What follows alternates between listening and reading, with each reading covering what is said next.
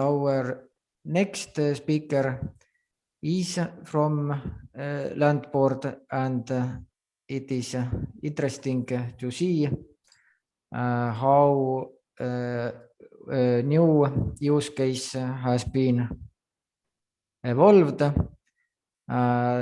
As Miguel talked about and introduced about ecology, but the other use case now introduced is more related with estimation of real estate, but in some sense it is also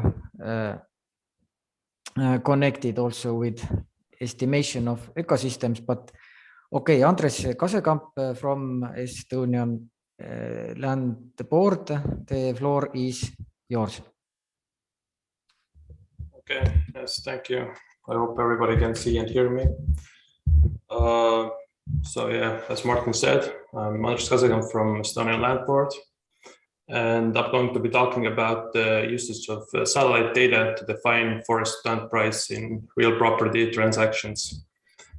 And to give a brief or short overview, this is like this smaller project or analysis that we have done inside our organization. And it pretty much combines two domains. There's this real estate part, which I'm going to be talking about shortly. And there's this satellite imagery or remote sensing part.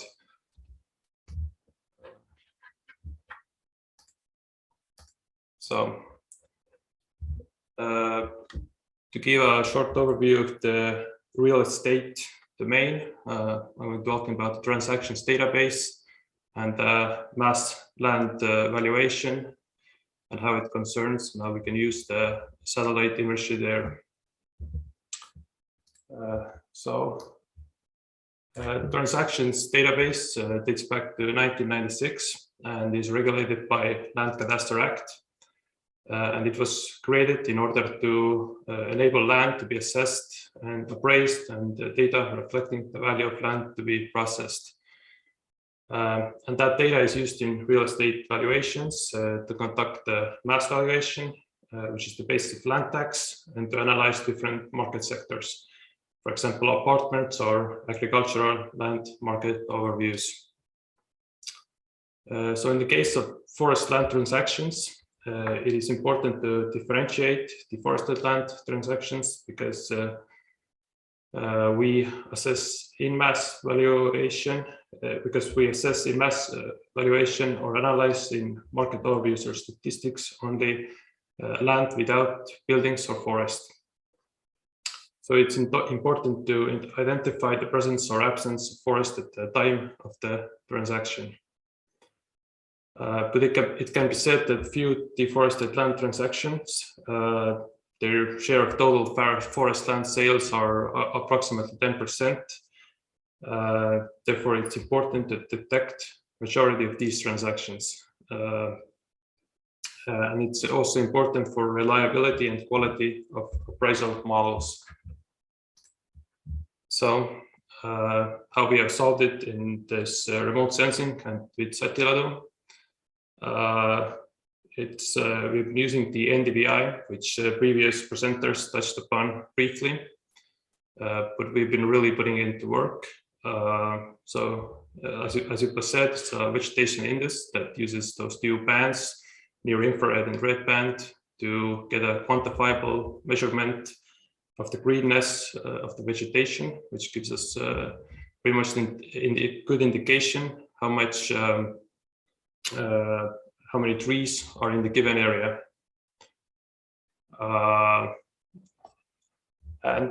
Although just looking at the NDVI in there are like different classifications in different studies, but generally it can be said that the denser the vegetation is, the higher the NDVI values are, and in the artificial lands or the lands with a lot of water, the NDVI values are lower.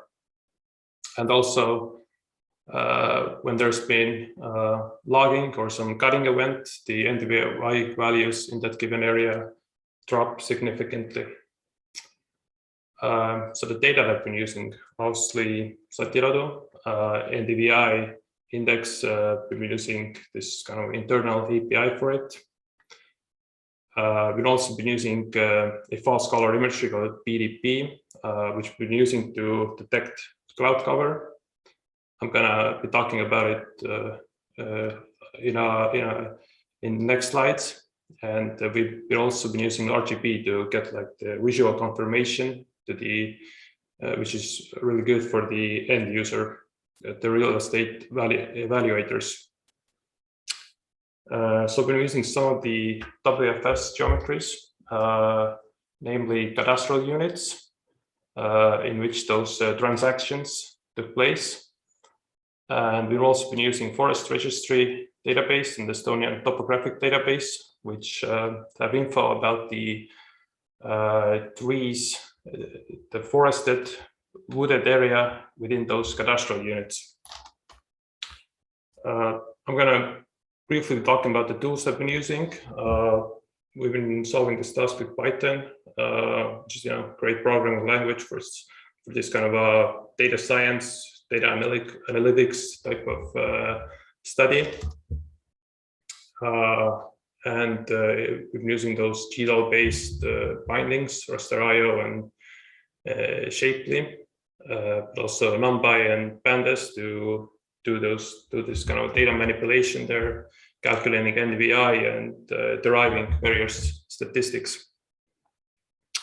In order to make this whole process go a bit faster, we've been implementing or introducing some multiprocessing. We're using this one machine to process all of those transactions. So it's critical to make it as fast as possible. Also, some asynchronous requests have been used, those WFS and WMS data, at least as much as possible. And QGIS has been mainly used for visualization and further calculations, if necessary, of the cadastral units. So I'm going to go through the main methodology that I've been using. The first step is to find the nearest cloud-free date to the transaction date that was given. For this reason, we've been using this BDP image, which has when there is a blue band dominating within a pixel in this image, then it can be said that there are clouds in the image. And then we've been also using those WFS geometries concerning those different forest areas to mask the cadastral unit, because we're only interested in the part of the cadastral unit that should have forest. Other areas have like this of impact on the result if we would also include them. So we've been implementing two approaches to make the final decision to the end user. First of all, we've been calculating the average NDVI within the cadastral unit, at least in the forested area, and also the standard deviation to get an indication of the variation or how homogeneous or heterogeneous the area is. Other approach has been classifying different pixels to groups, such as forest with tree cover. That means the pixel has currently growing healthy green vegetation trees within there. Then it's been, and also this gutted area where there are no trees, and in between, which in a lot of cases is the case, this fuzzy classification. The thresholds have been pretty much just trial and error, or there has been some theoretical input, but they're mostly just trying to get a rough threshold. So we've been seeing that if the average NDVI is over 7,250, then we've been classifying it as forest, and if it's under 5,750, then it's a gutted area. But in a lot of times, it's just better to look at the NDVI and standard deviation, which the evaluators have been using as well. So I'm going to go through two of the examples that we have. All of the processing has been done in memory, but I've been deriving some of the maps or data and how it just all is put together and what kind of obstacles we face when we're doing the analysis. So as I said, we start with the cadastral unit and we have to calculate its bounding box to make the request. From here, you can see that it's overlaid on the topographic map, and there's a road here, and this is the other areas of the cadastral unit. And if you look at the different geometries within the cadastral unit, this is from the forest registry. So the road is not included in the analysis because it would have a lot of effect. Also, the forest areas from the topographic database is included. There is a bit of a difference between forest registries and the topographic database in a lot of cases. We've been deriving analysis results for both of those geometries to give the end user a good overview. So some of the obstacles that we face when deriving the cloud-free date, in this case, let's say the transaction date was September 1st, so we were using 31st of August, and the nearest cloud-free date, the nearest image that we can find, the image is actually out of extent, so we can't use this kind of black image, obviously. The other case is the timeline is a bit non-linear, but let's say 22nd of August, its entirety is cloud cover. We can't use that as well, and it's pretty easy to exclude that because it's visual confirmation. As the visual confirmation, you can see that it's all covered in blue, which means the blue band is dominating within that PDP image. This is just the overview map with the RGB, how it looks in RGB. So it's entirely of the cloud cover. And there are more difficult cases. For example, if the image is partially cloud covered,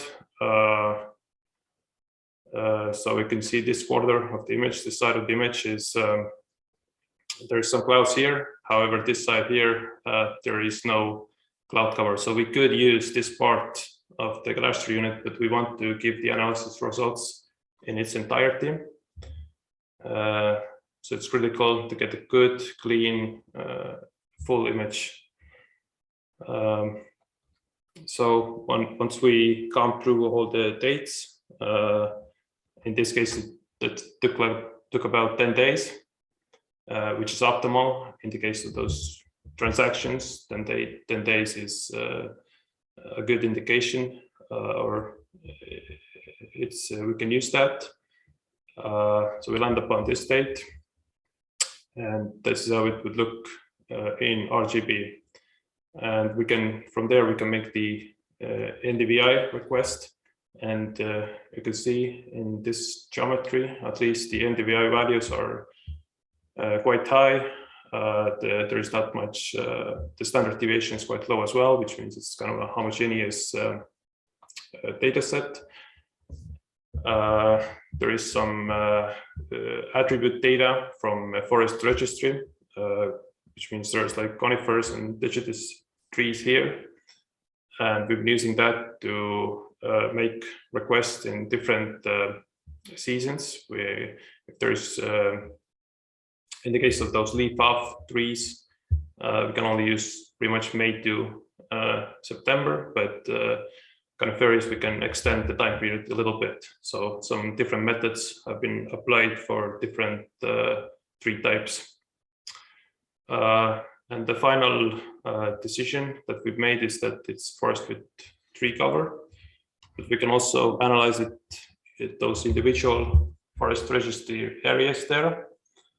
And from here, we can see that all of those areas do have quite high NDVI values. And those different tree types here have also been written out. And those areas that there are no trees or there even should not be any trees have been masked out. So the second example I'm going to show now is again just the cadastral unit with its bounding box. Go through all this process of finding the cloud-free date again, and then we can get the NDVI image. The transaction date doesn't really matter that much, but let's say that that was the nearest date that we could find, that the request we could make. So from here you can see the NDVI values are quite low, and the standard deviation is quite high, which means there is a lot of variation with the data.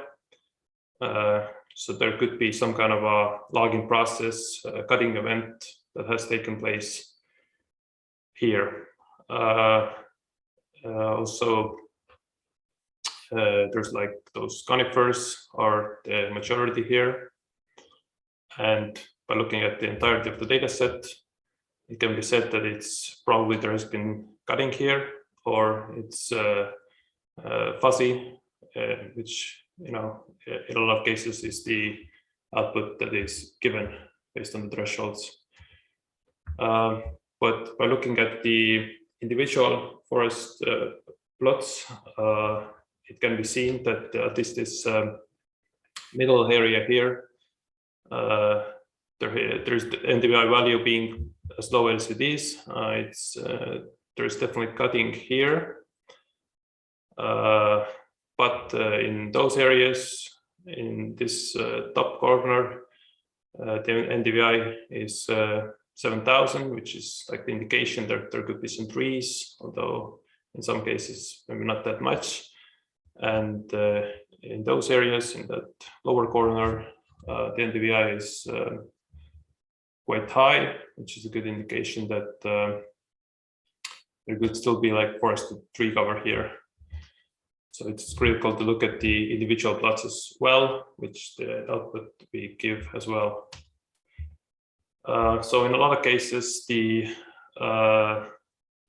it's possible to look at the orthophotos as well if the flight date is near the satellite imagery. In this case, it was, and you can see that in 2019, it was the entire data set was with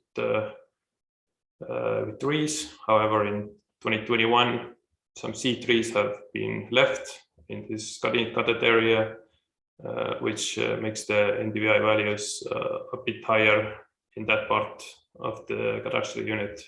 And this top lower corner here, the trees have been left there. So this is why a lot of times the indication is kind of fuzzy. So it's critical for the user to look at the NDVI as well, just the decision that has been made. So to summarize what we've learned so far and where we are with the analysis, the main obstacle has been to find the cloud-free date. Although in those warmer seasons, in summer seasons, it's easier. The BDP, the false color image that I've been using to detect those cloud-free dates works better there as well. It takes about like 4 to 6 days.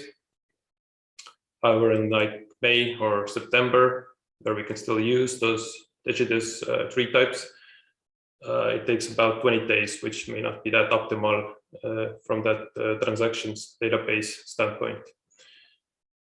Some of the processing times, it depends a lot on the machine that we're currently using, but about 1,000 transactions takes about 25 minutes, which is a pretty good result. And this vegetation period, which I touched upon briefly, is the main issue. It's quite, it's not as long in Estonia as it maybe is elsewhere, and it's a bit of an obstacle, but we've been just trying to analyze as much as possible in those edge month times as well. But the analysis obviously is the best during the summer seasons. The temporal accuracy of input data. What it means is we're using the WFS geometries as they are right now in 2022, but in a lot of case times when they go back a little bit, for example, we're going to go back to 2016 and we're going to analyze the data there as well. The geometries may have changed a little bit. The attribute data may have been a bit different back then. And it could be a bit of an obstacle to overcome it. There's been some discussion to use historical data as well, but that remains to be seen to what extent that can be applied. And also, in addition to this satellite image, we will also be using Canopy height model to give the end users the results, which has proven to be useful as well. This Excel spreadsheet example output, pretty much data frame. So it has this decision columns, but it also has a lot of data about the NDVI, the standard deviation, and the tree types there, and how much time it took to find the cloud-free date. So how much we can trust the result. Also, the area of those units has proven to be something that has to be taken into consideration as well. So if it's a smaller unit, then the NDVI could be quite high standard deviation, but if it's a bigger unit, it's better to analyze it. So yeah, thank you from my part. So if any questions, I will be willing to answer it.